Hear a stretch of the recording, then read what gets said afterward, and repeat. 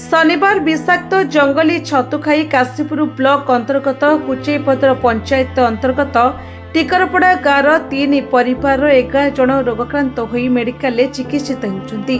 11 जनक मध्यरु एक परिवार 6 जन टिकिरी ओसापड़ा मेडिकल चिकित्सित अवस्था अछंती। सेमाने हेले रेंगु नायक, कुमारी नायक, अंजना नायक, धनमणि नायक, लाकेवती नायक और दुर्योधन नायक।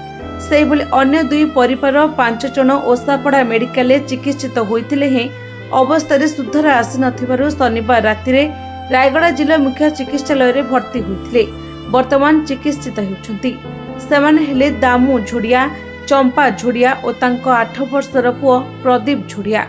अन्य एक परिवार धनु गौड़ और पत्नी कबिला गौड़ समस्ते जिला मुख्य चिकित्सालय रे चिकित्सित हेउछंती।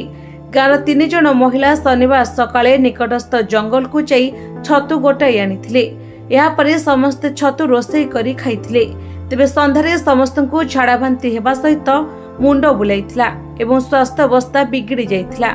दामू कहिसंती जे एई छतु पूर्वरु बहुत थर खाइछंती हेले केबे किछि होई नाही। तेबे जंगली छतु न खाइबा पई ग्रामांचल रे उपयुक्त सचेतनता अभावरु लोके एभली अवस्था भोगुछंती।